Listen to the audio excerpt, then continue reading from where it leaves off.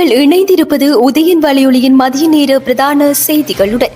செய்தி ஆசிரியர் திலீப் அமுதன். செய்திகளுடன் இணைந்திருக்கும் நான் லிஷா தரணீஸ்வரன். முதலில் தலைப்புச் செய்திகள். தாளமுக்கம் என்று சூறாவளியாக மாறும்.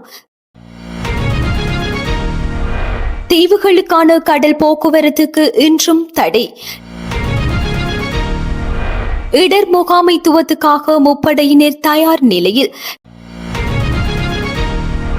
கிளிநொச்சியில் சுகாதார நிலையம் ரணிலால் திறப்பு. உண்பதற்கு வாங்கிய ரோலுக்குள் துருப்பிடித்த கம்பி. கொள்ளுப்பட்டி தனியார் மருத்துவமனையில் தீ பரவல். அத்துருக்கிரிய கொட்டாவ பகுதி பாலத்தில் இருந்து குதித்து ஓடிய இளைஞன் வாகனத்தில் மோதி காயம். மல்வானையில் வயலில் இருந்து 2 இளைஞர்களின் சடலங்கள் மீட்பு. இனிதும கும்ரகோட பிரதேசத்தில் மின்சாரம் தாக்கி ஒருவர் சாவு. பமுனுக்கம கடற்கரை பகுதியில் கரையொதுங்கிய நிலையில் ஆணின் சடலம் மீட்பு. பெல்மாடுள்ள போபிட்டிய பிரதேசத்தில் சுவர் இடிந்து வீழ்ந்ததில் ஒருவர் சாவு. மன்னார் பேசாலையில் வாழ்விட்டு ஒருவர் மருத்துவமனையில் சிகிச்சை.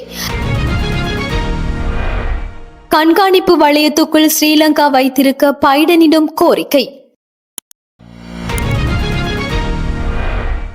தொடர்வென விரிவான செய்திகள்.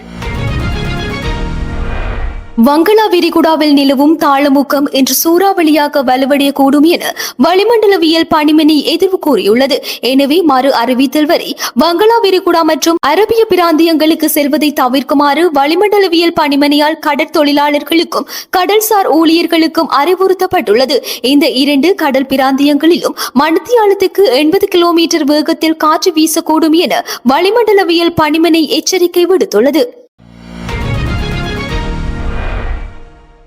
யாழ்ப்பாணத்திலிருந்து கடல் கடந்து பயணிக்கும் தீவக பகுதிகளுக்கான படகு சேவைகள் இன்றும் நிறுத்தப்பட்டுள்ளன.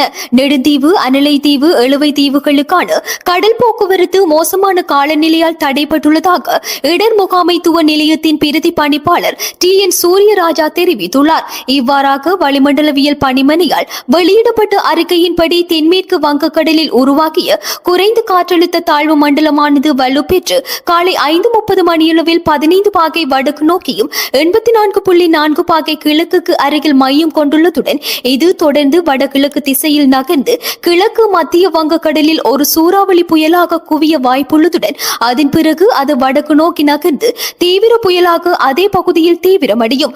இந்த வேளைகளில் காற்றின் வேகமானது மணித்தியாலத்துக்கு 60 தொடக்கம் 70 கிலோமீட்டர் வரை வீசுவதுடன் கடலும் கொந்தளிப்பாக காணப்படும் என எதிர்வு கூறப்பட்டுள்ளதன் காரணமாக பொதுமக்களின் பாதுகாப்பு கருதி நெடுந்தீவு, அனலைத்தீவு, எழுவை தீவுகளுக்கான கடல் போக்குவரத்துகள் இடம்பெறாது. நைனா தீவுக்கான படகு சேவைகள் மட்டும் மட்டுப்படுத்தப்பட்ட அளவில் இடம்பெறும் என்றார். நாட்டில் நிலவும் பலத்த மழையுடன் கூடிய வானிலையால் 18 மாவட்டங்களில் 9616 குடும்பங்களை சேர்ந்து 34,880 பேர் பாதிக்கப்பட்டுள்ளதாக இடர் முகாமைத்துவ மத்திய நிலையம் தெரிவித்துள்ளது. கடந்த 19ஆம் தேதி முதல் இதுவரையான காலப்பகுதியில் ஏற்பட்ட இடர்களால் 6 பேர் உயிரிழந்துள்ளதுடன் 11 பேர் காயமடைந்துள்ளதாகவும் நிலையம் தெரிவித்துள்ளது. தலவாக்கலை, மஸ்கலியா உட்பட மலையகத்தின் பல பகுதிகளில் மின்சார விநியோகம் துண்டிக்கப்பட்டுள்ளது. அக்கரப்பத்தரை டெல் தோட்டத்தில் நேற்று வீசிய பலத்த காற்றினால் 12 வீடுகளின் கூரைகள் காற்றில் அள்ளுண்டு செல்லப்பட்டுள்ளதுடன் இதனால் பாதிக்கப்பட்டுள்ள 53 பேர் உறவினர்களின் வீடுகளில் தங்க வைக்கப்பட்டுள்ளதாக தெரிவிக்கப்பட்டுள்ளது. இதேவேளை கொழும்பு, கம்பகா, களுத்துறை, கண்டி, கேகாலை, நுவரெலியா, ரத்தினபுரி ஆகிய 7 மாவட்டங்களின் சில மாவட்ட செயலக பிரிவுகளுக்கு விடுக்கப்பட்ட மண்சரிவு அபாய எச்சரிக்கை மேலும் நீடிக்கப்பட்டுள்ளது. அத்தோடு 8 நீர்த்தேக்கங்களின் நீர்மட்டம் அதிகரித்துள்ளதாக நீர்ப்பாசன பணிமனை தெரிவித்துள்ளது. இவ்வாறாக தேதுரு ஓயா, மகா ஓயா, அத்தனுக்களு ஓயா, களனி, களு, ஜின், பெந்தரு கங்கையின் நீர்மட்டம் அதிகரித்துள்ளதாக பணிமனை கூறியுள்ளது. இதனிடையே எதிர்வரும் நாட்களில் இடம்பெறும் வெள்ள இடர் முகாமைத்துவத்துக்காக 42 குழுக்கள் தயார் நிலையில் உள்ளதாக கடற்படை தெரிவித்துள்ளது. படகுகள் மற்றும் உயிர்காப்பு கவசங்களுடன் 150க்கும் அதிகமான கடற்படை உறுப்பினர்கள் தயார் நிலையில் உள்ளதாக அதிகாரிகள் தெரிவித்தனர். திடீர் வெள்ள அபாயத்தின் போது மீட்பு நடவடிக்கைகளுக்காக ரத்மலானை, கட்டுநாய நாயக்க மற்றும் கிங்குராங்கொடவில் மீட்பு குழுவுடன் தயார் நிலையில் உள்ளதாகவும் கடற்படை அதிகாரிகள் தெரிவித்துள்ளனர். இதேவேளை அவசர வெள்ள நிலைமைகளை எதிர்கொள்ளும் வகையில் அனைத்து மாவட்டங்களிலும் படையினர்கள் தயார் நிலையில் உள்ளதாக இலங்கை ராணுவம் தெரிவித்துள்ளது. அத்துடன் கடந்த 4 நாட்களில் 16,000க்கும் மேற்பட்ட மின்தடைகளை சீர் செய்துள்ளதாக இலங்கை மின்சார சபை தெரிவித்துள்ளது. அந்த 4 நாட்களிலும் மின்தடைகள் தொடர்பில் 59,400 முறைப்பாடுகள் கிடைக்கப்பெற்றதாகவும் எவ்வாறாயினும் 3,30,000க்கும் மேற்பட்டவர்களுக்கான மின் விநியோகம் சீர் செய்யப்பட்டுள்ளதாகவும் மின்சார சபை மேலும் தெரிவித்துள்ளது. கிளிநொச்சி மாவட்ட பொது மருத்துவமனையில் 5,320 மில்லியன் ரூபாய் செலவில் நிர்மாணிக்கப்பட்டுள்ள பெண்களுக்கான சிறப்பு சுகாதார நிலையம் அரசு தலைவர் ரணில் விக்ரமசிங்கவினால் இன்று சனிக்கிழமை திறந்து வைக்கப்பட்டது. நாடளாவிய ரீதியில் சுகாதார வசதிகளை மேம்படுத்துவதற்கான திட்டத்தின் கீழ் நெதர்லாந்து அரசின் உதவியுடன் ஸ்ரீலங்கா அரசு இந்த திட்டத்தை முன்னெடுத்துள்ளமை குறிப்பிடத்தக்கது.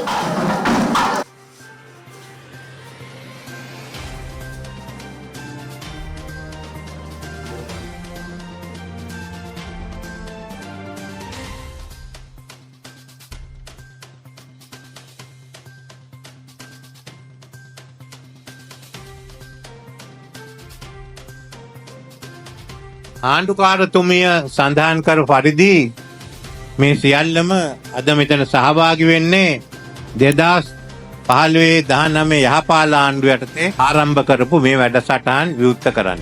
මේ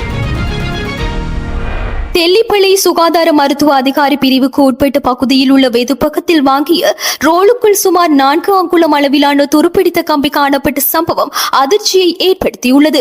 நேற்று வெள்ளிக்கிழமை மாலை உறவினர் வீட்டுக்கு கொண்டு செல்வதற்காக வெதுப்பகத்தில் 80 ரூபாய் வீதம் 10 ரோல்களை வாங்கி சென்றுள்ளார். பொதியை பிரித்து 4 வயது சிறுமிக்கு ஊட்டுவதற்காக தாய் ரோலை பீத்து எடுத்துள்ளார். ரோலுக்குள் துருப்பிடித்த கம்பி இருந்தது தெரிய வந்துள்ளது.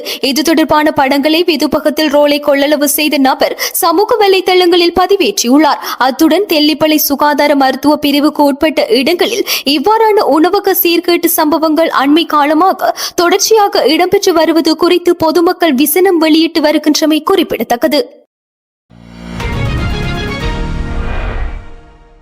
கொள்ளுப்பட்டியில் உள்ள தனியார் மருத்துவமனையில் நேற்று வெள்ளிக்கிழமை தீப்பரவல் ஏற்பட்டுள்ளது. மருத்துவமனையின் 3வது மாடியில் தீ பரவியது. இதையடுத்து கொழும்பு மாநகர சபையின் தீயணைப்பு பிரிவினருக்கு தகவல் வழங்கப்பட்டது. 2 தீயணைப்பு வாகனங்கள் அனுப்பப்பட்டதாகவும் தீ முற்றாக கட்டுப்பாட்டுக்குள் கொண்டுவரப்பட்டதாகவும் கொழும்பு மாநகர சபையின் தீயணைப்பு பிரிவினர் தெரிவித்தனர். இந்த தீப்பரவலுக்கான காரணம் இதுவரை தெரிய வரவில்லை என மேலும் தெரிவிக்கப்பட்டுள்ளது.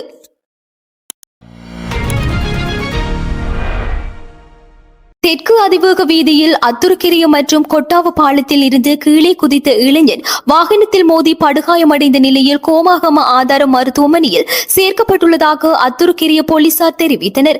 இந்த இளைஞன் அதிவேக வீதியில் குதித்து தற்கொலை செய்து கொண்டாரா அல்லது வேறு யாரேனும் அந்த இளைஞனை பாலத்தில் இருந்து தள்ளினாரா என்பது தொடர்பில் விசாரணைகள் ஆரம்பிக்கப்பட்டுள்ளதாகவும் போலீசார் தெரிவித்தனர். அத்துருக்கிரிய வெல்கம சுவா மாவட்டத்தை சேர்ந்த 24 வயதுடைய இளைஞனை இவ்வாறு விபத்துக்குள்ளாக காயமடைந்துள்ளார். சம்பவம் தொடர்பான மேலதிக விசாரணைகளை அத்துருக்கிரிய போலீசார் மேற்கொண்டு வருகின்றனர். கம்பகா தோம்பே மல்வானியில் வயலொன்றில் இருந்து 2 இளைஞர்களின் சடலங்கள் மீட்கப்பட்டுள்ளதாக தோம்பே போலீசார் தெரிவித்துள்ளனர். நாவல தென்னவத்து மற்றும் ரம்போடு ஆகிய பிரதேசங்களை சேர்ந்த 18 மற்றும் 29 வயதுடைய 2 இளைஞர்களே இவ்வாறு உயிரிழந்துள்ளனர்.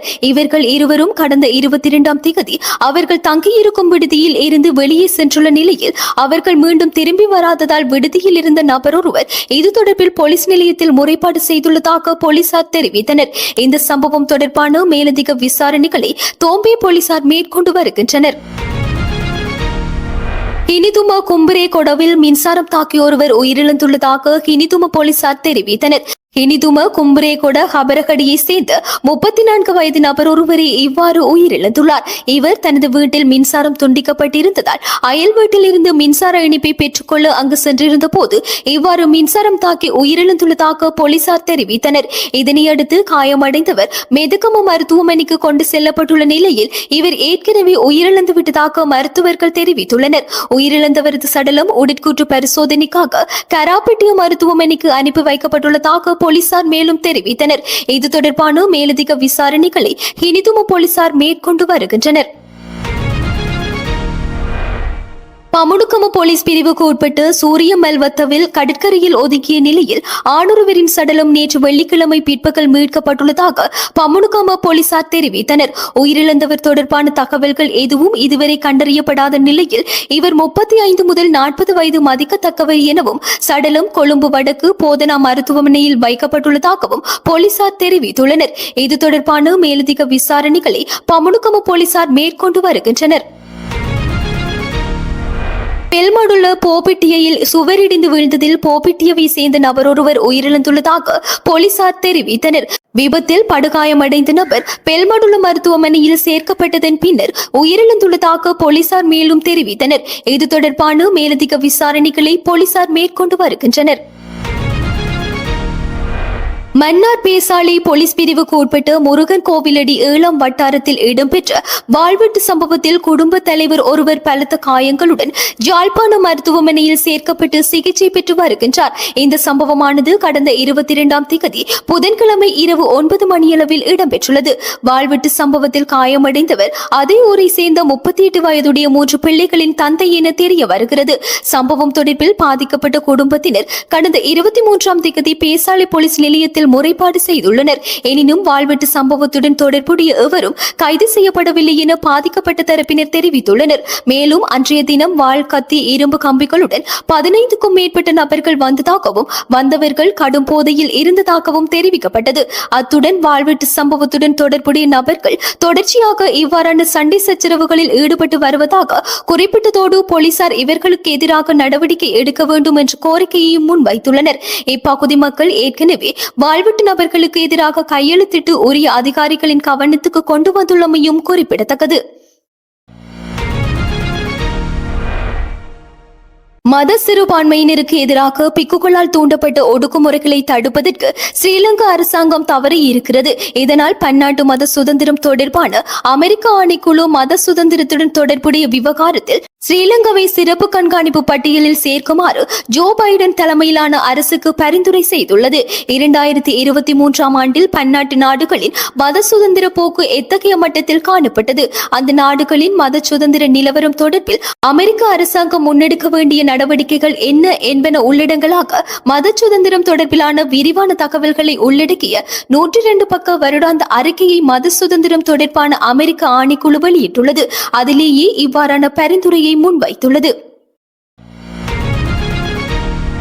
இத்துடன் மதிய நேர பிரதான செய்திகள் நிறைவடைகின்றன. அடுத்து வரும் இரவு நேர பிரதான செய்திகளுடன் இணைந்திருங்கள். வணக்கம்.